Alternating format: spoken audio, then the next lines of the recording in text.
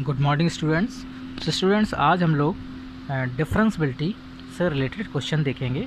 Last term में हमने डिफरेंसबिलिटी के कंसेप्ट को पढ़ा था और इसकी क्या कंडीशंस होती हैं मैथमेटिकली डिफरेंसबिलिटी को चेक करने के लिए ये सारी बातें हमने लास्ट टर्म में स्टडी की थी। आज हम क्या करेंगे, उनका एप्लीकेशन करेंगे। ठीक है, तो हमारे पास एक फंक्शन गिवन है f(x) = e⁻²x+1 और हमें चेक करना है कि ये जो फंक्शन है वो x = 1 पर कैसा है, डिफरेंसबिल है कि नहीं है। मतलब हमें x = 1 पर इस फंक्शन की डिफरेंसबिलिटी को चेक करना है। मतलब हमें ये बताना है कि ये जो हमारा फंक्शन है वो x = 1 पर कैसा नेचर में है, डिफरेंसबिल है कि डिफरेंसबिल नहीं है। ठीक है, तो डिफरेंसबिल के लिए क्या करते हैं, सबसे पहले राइट हैंड डेरिवेटिव निकालते हैं। राइट हैंड डेरिवेटिव क्या होता है, लिमिट s टेंडिंग टू 0 और f ऑफ, चूँकि यहाँ पे हमें 1 पे चेक करना है तो f of 1 + h minus f1/h, ये तो हमारा फार्मूला टाइप से हो गया। अब हम क्या करेंगे, वैल्यूज़ पुट करेंगे तो ये हो जाएगा limit s tending to 0 f of 1 + h। तो जो हमारा f(x) है उसमें x के प्लेस में हम क्या पुट कर देंगे, 1 + h पुट कर देंगे तो f ऑफ 1 + h की वैल्यू आ जाएगी। तो यहाँ पर हमें क्या करना है, x के प्लेस में 1 + h पुट करना है तो ये हो जाएगा e⁻² × 1 + h + 1 माइनस f1। तो अगर हमें f1 निकालना है तो जो हमारा मेन फंक्शन है, जो हमारा गिवन फंक्शन है, उसमें हम x के प्लेस में 1 पुट कर देंगे तो f1 आ जाएगा। तो यहाँ पर हम क्या करें, x के प्लेस में 1 पुट करें तो ये हो जाएगा e³ अपॉन में क्या होता है, अपॉन में होता है h।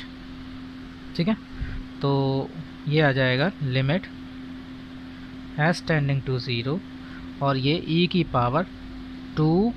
1 तो e³ + 2h, ये हो जाएगा माइनस e³ अपॉन h।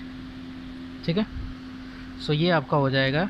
इसमें देखिए न्यूमरेटर में e³ हमारा कॉमन हो जाएगा तो e³ को हमने न्यूमरेटर से कॉमन ले लिया तो अंदर बचेगा e⁻²h - 1 अपॉन h।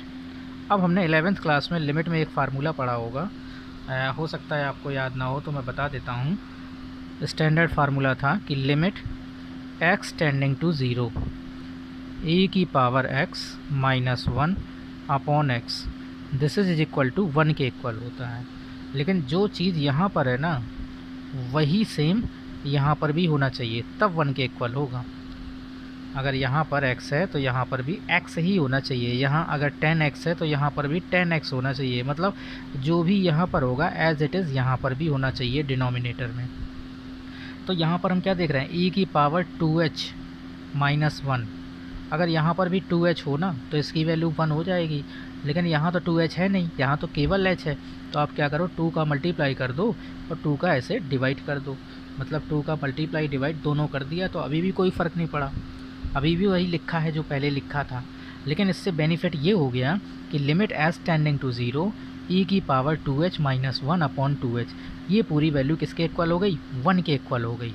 कौन कौन सी चीज़ें, limit s tending to 0 together with this, ये पूरा क्वांटिटी आपका किसके इक्वल हो गया, 1 के इक्वल हो गया।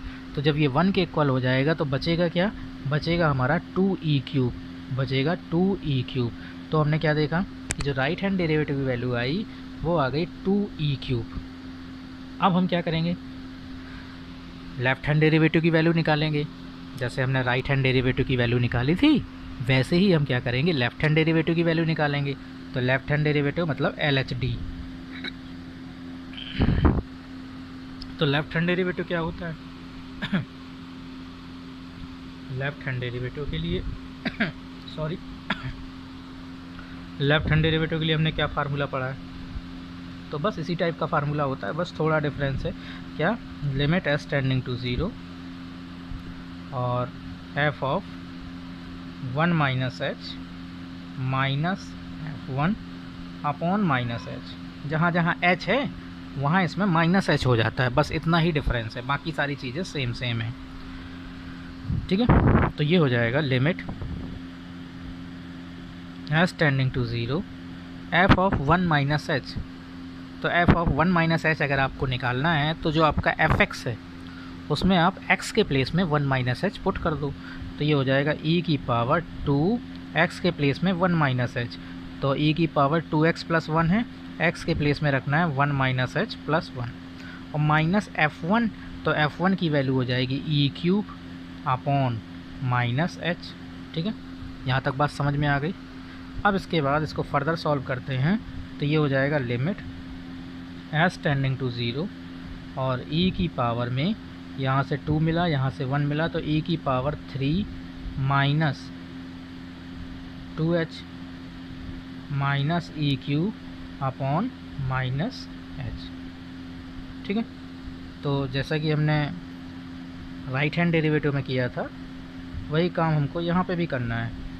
अब देखिए न्यूमरेटर से ई क्यूब कॉमन हो रहा है, तो ई क्यूब को मैंने कॉमन ले लिया, तो अंदर क्या बचेगा, अंदर बचेगा e की power minus 2h minus 1 upon minus H. तो यहाँ पर हम क्या देख रहे हैं कि अगर यहाँ पर अगर हम 2 का मल्टीप्लाई इधर कर दें और ऊपर भी 2 का मल्टीप्लाई कर दें, तो ये फिर से हमारा फार्मूला बन गया limit as tending to 0 e की power minus 2h minus 1 upon minus 2h। तो ये पूरा क्या हो जाएगा, ये पूरा हो जाएगा 1, क्योंकि ये स्टैंडर्ड फार्मूला है, तो ये आ जाएगा 2e क्यूब। तो हमने क्या देखा कि राइट हैंड डेरिवेटिव की वैल्यू 2e क्यूब आ रही थी, लेफ्ट हैंड डेरिवेटिव की वैल्यू भी 2e क्यूब आ रही है, मतलब यहाँ पर right hand derivative at point 1 is same as left hand derivative at point 1। इसका मीनिंग क्या हुआ, चूँकि दोनों डेरिवेटिव की वैल्यू इक्वल है, इसका मीनिंग ये हुआ कि जो आपका गिवन फंक्शन है वो 1 पर कैसा होगा, 1 पर डिफरेंशियल फंक्शन होगा।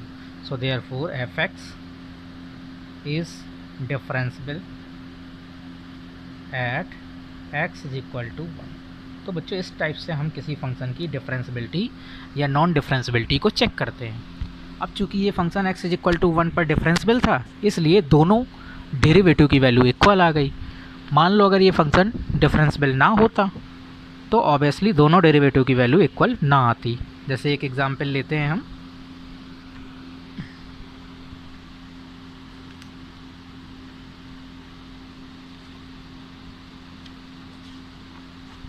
सपोज हमारा क्वेश्चन ये है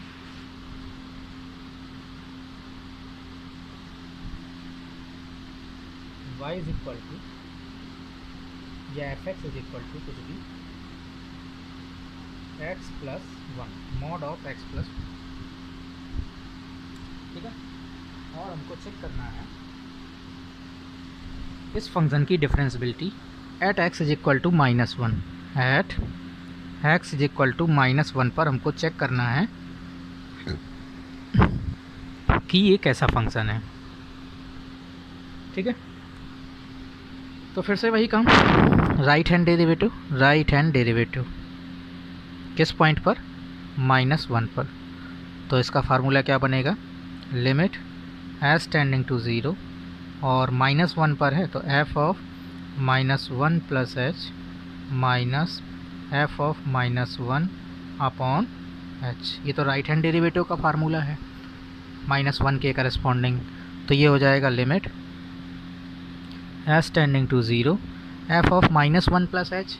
तो जो आपका मेन फंक्शन है एफ एक्स, उसमें आप क्या करोगे, एक्स के प्लेस में माइनस 1 प्लस एच पुट करोगे, तो F of minus 1 plus H की वैल्यू मिल जाएगी।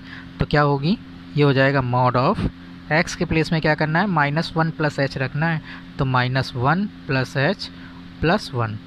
भाई मॉड ऑफ एक्स प्लस 1 है ना, तो एक्स के प्लेस में हम क्या पुट कर रहे हैं, माइनस 1 प्लस एच। तो यहाँ पे हमने माइनस 1 प्लस एच पुट किया और प्लस 1 जो ये आपका है ये एज इट इज़। फिर इसके बाद माइनस एफ ऑफ माइनस 1, तो एफ ऑफ माइनस 1 तो 0 आ जाएगा, क्योंकि आप यहाँ माइनस 1 पुट करोगे तो माइनस 1 प्लस 1 0, तो मॉड ऑफ 0 0 अपॉन एच। ठीक है, सो ये हो जाएगा लिमिट एज टेंडिंग टू 0, और यहाँ पर भी 1 1 कैंसिल हो जाएगा, तो ये आ गया mod of H upon H.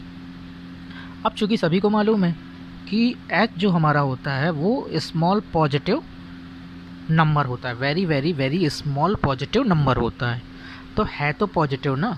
तो अगर मॉड के अंदर पॉजिटिव क्वांटिटी है तो मॉड ऐसे ही हट जाता है, जैसे मॉड ऑफ 3 तो 3 आ जाएगा, मॉड ऑफ 7 तो 7 आ जाएगा, मॉड ऑफ 1 तो 1 आ जाएगा। मतलब अगर मॉड के अंदर पॉजिटिव नंबर है तो उसका मॉड वही नंबर आ जाएगा। तो यहाँ मॉड ऑफ h पॉजिटिव है तो मॉड ऑफ h क्या हो जाएगा, वही, मतलब h ही हो जाएगा, और अपॉन h, तो h बाई h क्या हो जाएगा 1। तो 1 में जब आप s टेंडिंग टू 0 अप्लाई करोगे तो 1 ही आ जाएगा, क्योंकि कांस्टेंट में कोई भी लिमिट अप्लाई करो वही कांस्टेंट आ जाएगा। तो यहाँ पर राइट हैंड डेरिवेटिव की वैल्यू तो 1 आ गई। अब हम क्या करेंगे, लेफ्ट हैंड डेरिवेटिव निकालेंगे। लेफ्ट हैंड डेरिवेटिव किस पॉइंट पर, -1 पर। तो इसके लिए अब हम लेफ्ट हैंड डेरिवेटिव वाला फार्मूला यहाँ पर लिखेंगे, तो लिमिट s टेंडिंग टू 0। अब लेफ्ट हैंड डेरिवेटिव वाला फार्मूला है तो f of -1 minus h minus f of -1 upon -h। बस इतना अंतर होता है कि जहाँ पर h है वहाँ पे -h हो जाता है। सो ये हो जाएगा limit s tending to 0 f of -1 minus h, तो this will be is equal to -1 minus h plus 1। भाई जो आपका गिवन फंक्शन था उसमें हमने -1 माइनस h पुट कर दिया, तो ये आ गया आपका f ऑफ -1 माइनस h की वैल्यू, माइनस f ऑफ -1 तो 0 हो जाएगा अपॉन -h। तो यहाँ पर भी क्या होगा, माइनस और ये कैंसिल हो जाएगा, तो ये आपका आ गया लिमिट s टेंडिंग टू 0 और ऊपर क्या, mod of -h upon -h। ठीक है। अब ये बताइए आप, जैसे मॉड ऑफ -3 तो इसकी वैल्यू तो +3 आएगी ना। भाई मॉड क्या करता है, मॉड के अंदर चाहे पॉजिटिव नंबर हो चाहे नेगेटिव नंबर हो, वो उसकी वैल्यू पॉजिटिव बना के देता है, वो उसकी वैल्यू पॉजिटिव बना के देता है। जैसे अगर मॉड ऑफ 3 होगा तो 3 ही आ जाएगा क्योंकि वो पहले से पॉजिटिव है। लेकिन अगर मॉड ऑफ -3 होगा तो क्या होगा, वो उसकी वैल्यू को +3 देगा। भले ही उसके अंदर -3 है लेकिन वो उसकी वैल्यू को पॉजिटिव देगा। तो यहाँ पर क्या है, यहाँ पर हमारा हम लोग क्या देख रहे हैं कि limit s tending to 0 mod of -h, तो भले ही अंदर माइनस में है लेकिन बाहर तो इसकी वैल्यू +h आएगी ना। जब मॉड हम ओपन करेंगे तो इसकी वैल्यू +h आएगी, अपॉन डिनोमिनेटर में तो -h ही रहेगा क्योंकि मॉड ऊपर है, नीचे थोड़ा ना है, नीचे तो एज इट इज़ जो चल रहा है वही रहेगा। तो यहाँ पर ये कैंसिल हो जाएगा, तो क्या आ जाएगा -1, कितना आ जाएगा -1। तो हमने क्या देखा, अब -1 में अगर आप अप्लाई करोगे लिमिट s टेंडिंग टू 0 तो अगेन -1 ही आएगा, क्योंकि मैंने आपको बोला ना कि कांस्टेंट की लिमिट कुछ भी हो वही कांस्टेंट वैल्यू आएगी। तो हमने क्या देखा कि राइट हैंड डेरिवेटिव जो हमारा है वो कितना आ रहा था, राइट हैंड डेरिवेटिव जो है हमारा वो आ रहा था 1, और लेफ्ट हैंड डेरिवेटिव क्या आया, वो -1 आया। तो यहाँ पर हम क्या देख रहे हैं कि राइट हैंड डेरिवेटिव की जो वैल्यू है वो लेफ्ट हैंड डेरिवेटिव की वैल्यू के इक्वल नहीं है। तो अगर ये वैल्यूज़ इक्वल नहीं है तो इसका मतलब क्या है कि जो हमारा fx है is not differentiable at x is equal to -1। इसका मतलब ये हुआ कि जो आपका गिवन फंक्शन है वो -1 पे डिफरेंशिएबल नहीं है। तो बच्चों हम लोग ऐसे किसी भी फंक्शन के बारे में चेक कर सकते हैं कि वो फंक्शन डिफरेंशिएबल है कि नहीं है। ठीक है। और अगर आपके सामने किसी फंक्शन का ग्राफ बना है तो ग्राफ को देख के आप बहुत आसानी से बता सकते हो, तब तो आपको कैलकुलेशन करने की भी ज़रूरत नहीं है। अगर उस फंक्शन का आपके सामने ग्राफ है, भाई ग्राफ अगर बना है तो अगर आपको ये पता करना है कि वो किसी पॉइंट पर डिफरेंशिएबल है कि नहीं है, तो आप उस पॉइंट पर देखो कि फंक्शन का जो ग्राफ है वो स्मूथ है कि नहीं है। अगर बिल्कुल स्मूथ होगा, इस टाइप से बिल्कुल स्मूथ टाइप का होगा तो वो डिफरेंशिएबल होगा। और अगर कॉर्नर वगैरह निकला होगा जैसे ये, तो ये डिफरेंशिएबल नहीं होगा। ये वाला जो हमारा फंक्शन है वो इस पॉइंट पर डिफरेंशिएबल नहीं है, लेकिन ये जो फंक्शन है ये इस पॉइंट पर डिफरेंशिएबल है, क्योंकि इस पॉइंट पर हम क्या देख रहे हैं, कॉर्नर देख रहे हैं ना। जहाँ पर भी आपको कॉर्नर मिले, कॉर्नर कोना टाइप का, वहाँ पर फंक्शन कभी डिफरेंशिएबल नहीं होता है। और जहाँ पर आपको स्मूथ मक्खन टाइप का ग्राफ नज़र आए वहाँ पर आपका फंक्शन क्या होगा, डिफरेंशिएबल होगा। तो एक्चुअल में बच्चों आपको ग्राफ थोड़ा ना बना मिलेगा, हमें तो क्वेश्चन गिवन होगा, सीधे फंक्शन गिवन होगा मैथमेटिकली, तो हमें कैलकुलेशन से ही बताना होगा कि वो फंक्शन कैसा है। लेकिन अगर ग्राफ भी आपके सामने बना हो और ग्राफिकली आपसे पूछा जाए कि फंक्शन के डिफरेंसबिलिटी का नेचर बताओ। तो आप ग्राफ से कैसे जज करोगे? अगर ग्राफ बिल्कुल स्मूथ टाइप का होगा तो वो फंक्शन उस पॉइंट पर डिफरेंशियल होगा, और अगर ग्राफ में उस पॉइंट पर कॉर्नर टाइप का निकला होगा, कोना टाइप का निकला होगा, तो वो फंक्शन उस पॉइंट पर डिफरेंशियल नहीं होगा। ठीक है, अंडरस्टैंड? सो आई होप सभी के डिफरेंशियबिलिटी का कंसेप्ट समझ में आ गया होगा। नेक्स्ट क्लास में हम लोग स्टडी करेंगे मेथड्स ऑफ डिफरेंशिएशन, मतलब किसी फंक्शन को डिफरेंशिएट करने के जो डिफरेंट मेथड्स हैं उनको हम लोग स्टडी करेंगे। Okay, thank you.